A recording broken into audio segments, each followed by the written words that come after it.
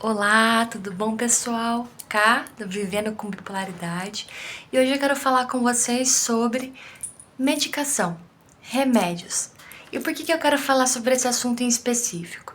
Porque a literatura médica mostra, assim como meus médicos me explicaram isso também, que grande parte do fracasso no controle do transtorno bipolar e das recaídas das pessoas nas crises tanto de mania, hipomania ou depressivas e nos ciclos e etc., é o fato delas não manterem o uso da medicação ao longo do tempo, abandonarem por algum motivo o uso da medicação, e vou explicar aqui os principais cenários em que isso acontece, que eu experimentei ao longo da minha própria jornada.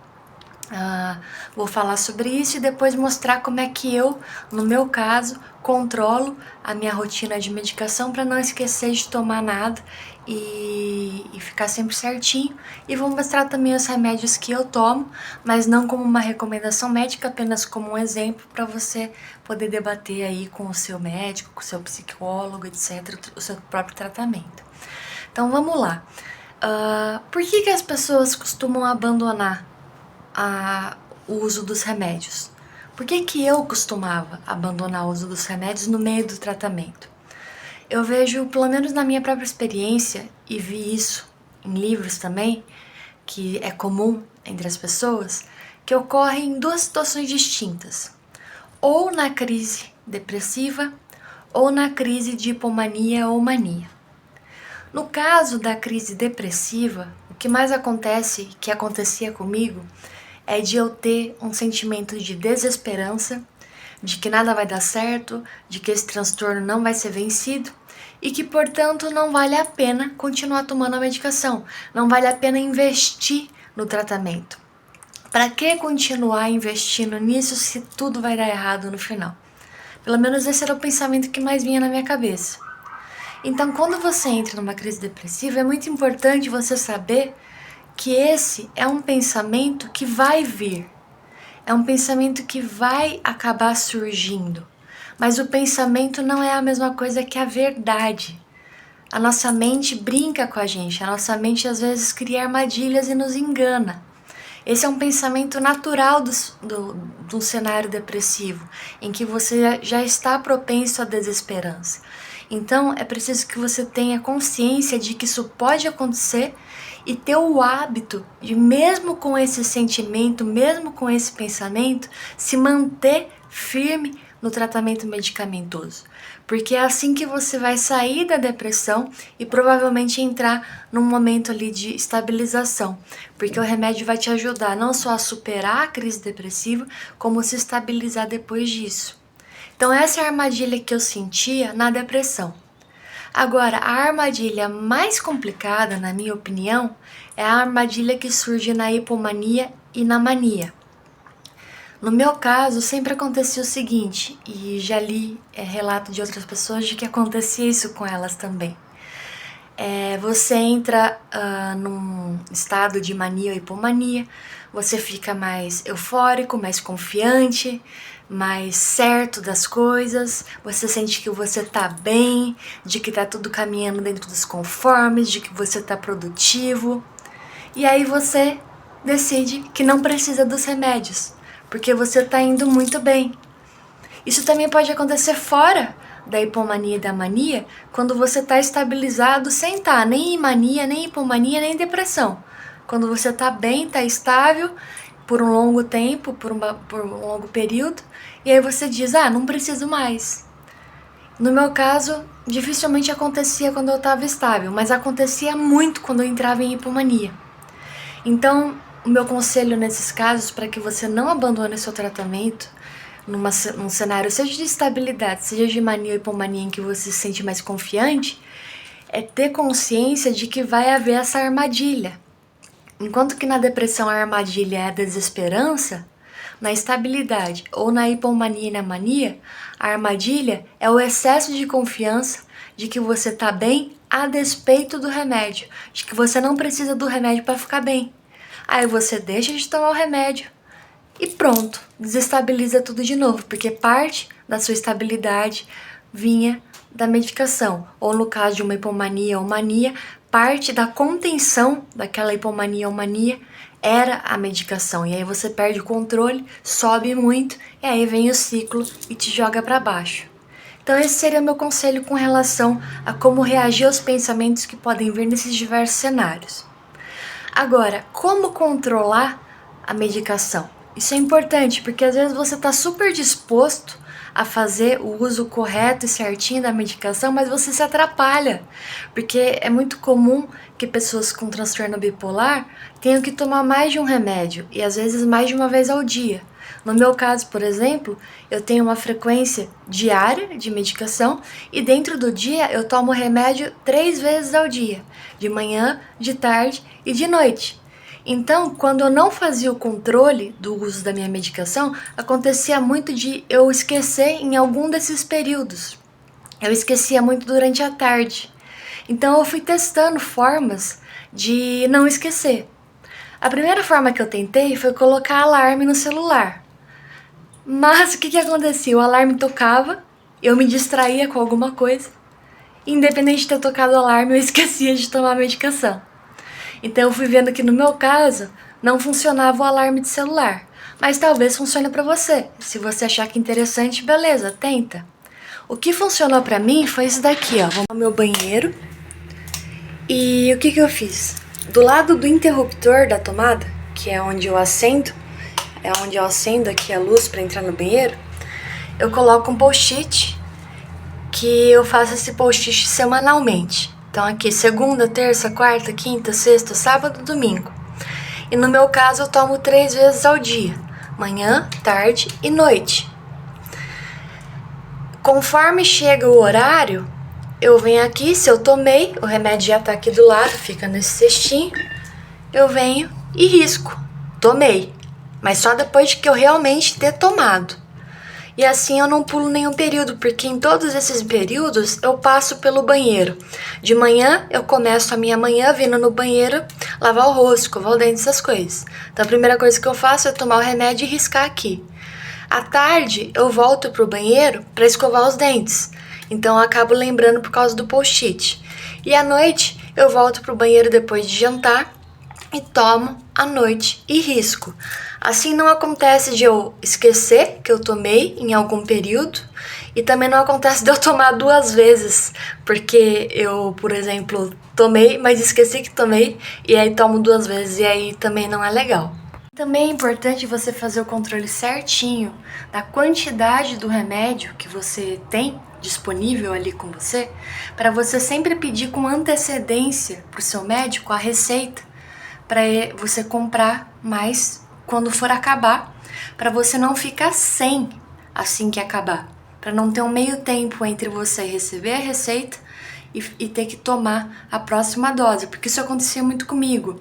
Acabava o remédio, aí quando acabava eu lembrava de pedir a receita pro meu médico. E aí nesse meio tempo eu ficava 1 ou 2 dias, que era o tempo que ele levava para fazer a receita, sem a medicação. E esse 1 ou 2 dias sem a medicação já é o suficiente para te criar um cenário de instabilidade e de repente desencadear um cenário de depressão ou hipomania ou qualquer cenário aí de ansiedade ou problemas que te geram mal-estar. Então o que eu fiz foi começar a fazer o seguinte. Bom, aqui, essa é a caixinha dos meus remédios, né, do meu estoque, né, de remédios. Parece bastante coisa, mas vocês vão entender depois pra que é cada coisa. Se você faz tratamento de transtorno bipolar, pode ser que você tome bastante remédio também. E o que são esses post-its? Aqui são os remédios que eu tomo diariamente. Beleza, tá aqui diariamente. Quando chega aqui na caixinha e eu pus aqui pra eu tomar e sobrou na caixinha só mais um tablete, tá vendo? Aqui só tem mais um tablete da mirtazapina.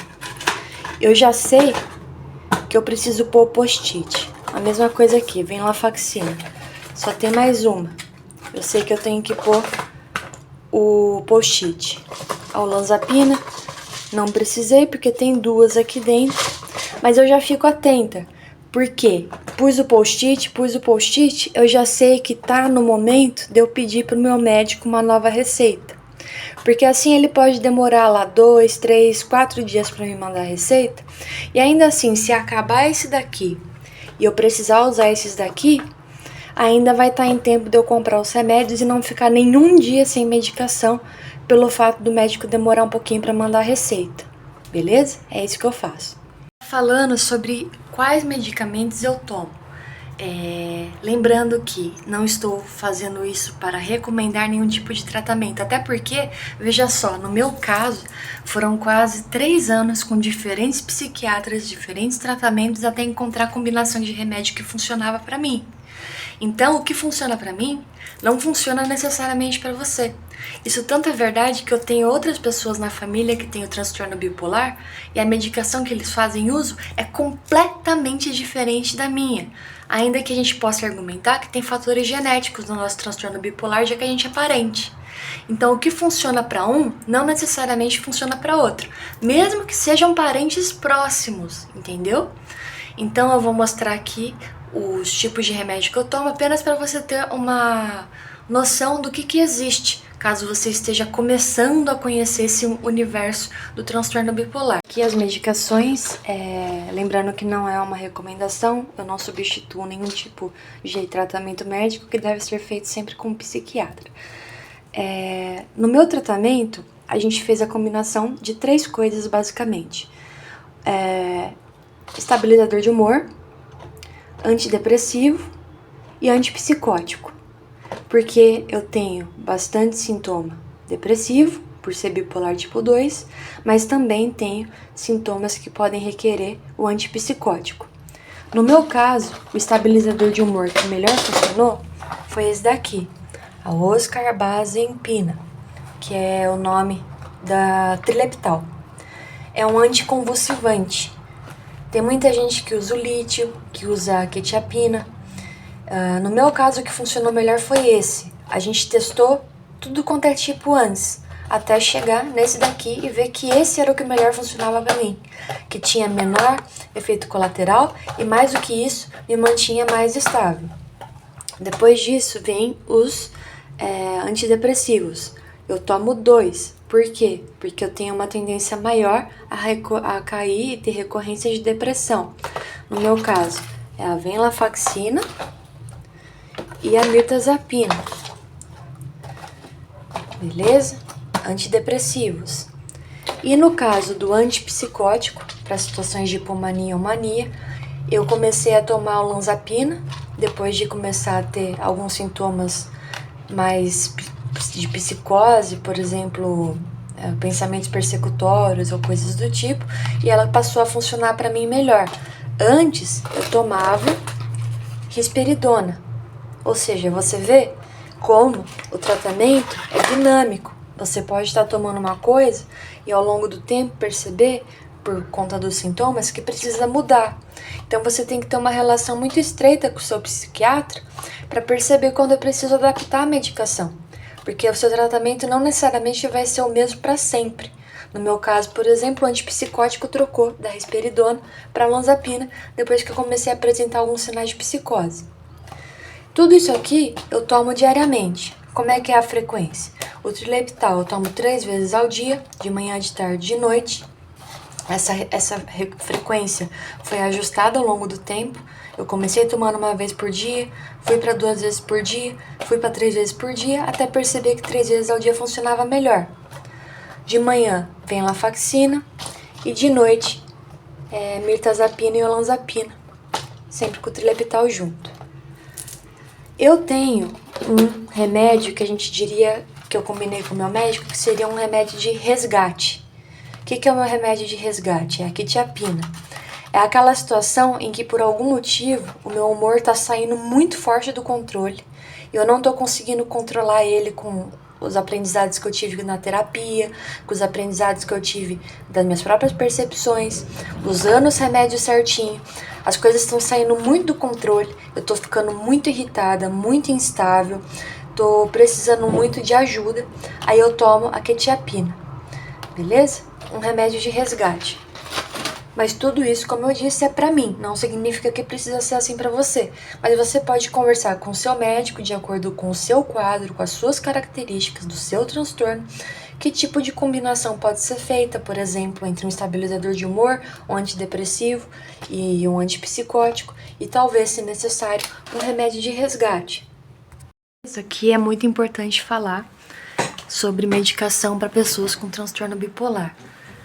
Você não pode tomar em nenhuma circunstância antidepressivo sem tomar um estabilizador de humor. Não pode, senão você vai entrar num ciclo de que o antidepressivo, por motivos químicos que eu não sei explicar, vão ter um efeito ali de talvez diminuir sua depressão, mas ele vai depois te jogar pra cima, ele vai ter o efeito rebote pra cima, você vai entrar em hipomania ou mania, e vai começar a ciclar, e ciclar, e ciclar entre hipomania, mania e depressão, hipomania, mania e depressão, e aí você vai piorar, piorar, piorar, e poder incorrer inclusive em riscos de se machucar, se acidentar, ter comportamentos de alto risco, seja, por exemplo, compras impulsivas, comportamentos sexuais impulsivos, direção de dirigir perigosa, entre muitas outras coisas que podem gerar dano à sua pessoa, até o risco de suicídio por ter saído muito fora do seu humor. Então, sempre reforçando, você com transtorno bipolar não pode tomar antidepressivo sem estabilizador de humor. E isso é um risco muito grande que a pessoa tem quando ela ainda está buscando o diagnóstico. Foi o meu caso, por exemplo, de estar com o diagnóstico errado, de depressão maior, porque eu tinha um quadro mais permanente, mais recorrente de depressão, foi confundido com depressão. Eu fui me medicaram com antidepressivo sem estabilizador de humor. Eu comecei a ciclar até incorrer numa crise mista. A crise mista é quando você entra no estado de hipomania ou mania ao mesmo tempo que você tem sintomas depressivos. Ou seja, você tem pensamentos de desvalia, de tristeza, muito fortes, ao mesmo tempo que você está cheio de energia. Só que é uma energia muito destrutiva. E aí você acaba incorrendo em comportamentos como esses que eu descrevi, que podem te causar muito dano, comportamentos autodestrutivos que podem te machucar, podem te lesar, te gerar prejuízos e até te matar. Então tenha muito cuidado para nunca tomar o antidepressivo sem tomar estabilizador de humor.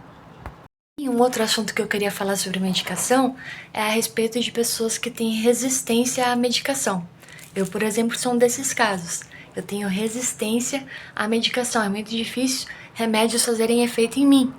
E por conta disso demorou tanto para achar um tratamento. Várias pessoas que têm transtorno bipolar encontram um tratamento medicamentoso muito rápido, encontram esse equilíbrio muito rápido, mas tem gente que não, tem gente que tem dificuldade com isso. Era o meu caso, por exemplo, por isso demorou tanto tempo. De repente, se você está demorando para encontrar a medicação, entenda que você pode ser um caso de resistência à medicação, mas sabendo disso, tenha claro que você não pode desistir. Não é porque você tem essa resistência que nunca vai funcionar. Significa que você tem que persistir junto com o seu médico até encontrar a fórmula que funciona para você, e você vai encontrar. Por mais resistência que o seu corpo tenha, vai ter uma fórmula que funciona para você. E aí você vai vencer essa resistência à medicação, vai encontrar os remédios que funcionam e vai ter a estabilidade que você merece. Beleza? E com respeito ainda à resistência à medicação, eu queria mencionar uma coisa que é fronteira na ciência, que muita gente não conhece, que é a cetamina. É um medicamento para casos sérios de depressão resistente à medicação. Às vezes eu tenho sintomas depressivos muito fortes que não passam com antidepressivos ou medicação normal. E aí nesses casos em que demora muito para a depressão passar e ela é muito intensa, o meu médico me recomendou e me levou para fazer o tratamento com cetamina. É uma infusão na veia de um remédio que chama cetamina e que tem efeito muito bom, altamente comprovado pela ciência, de reverter essas situações de quadros depressivos resistentes à medicação.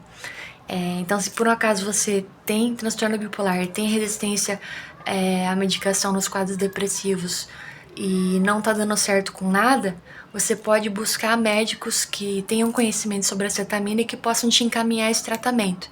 Eu moro aqui no estado de São Paulo e faço esse tratamento quando necessário, não é contínuo no meu caso, mas para muitas pessoas é, na USP, no Hospital Psiquiátrico da USP, beleza? Então, hoje era isso que eu queria falar para vocês sobre medicação.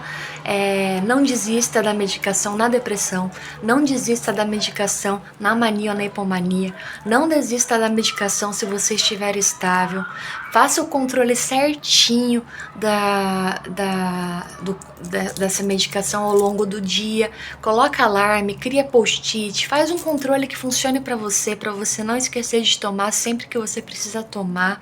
Faz o controle do estoque do seu medicamento para você não esquecer de pedir para o seu médico te mandar a receita antes do medicamento acabar, para você não ficar sem o medicamento. E por fim, se você tem resistência a medicamento e está penando, está sofrendo para encontrar a fórmula aí dos medicamentos que funcionem para você, não desista, porque tem pessoas, assim como você, que é o meu caso, que lutaram muito e conseguiram encontrar essa fórmula e funciona. Você não pode desistir. E se você tem quadros muito fortes de depressão resistente à medicação também, consulte médicos que tenham especialidade, que entendam de cetamina, porque pode ser um caminho interessante para você. Lembrando que não sou médica, não falo nada disso para substituir o tratamento de um psiquiatra. Consulte seu psiquiatra para ele te introduzir aí os remédios que são necessários para você. Tá bom? Espero que tenha ajudado. Até mais!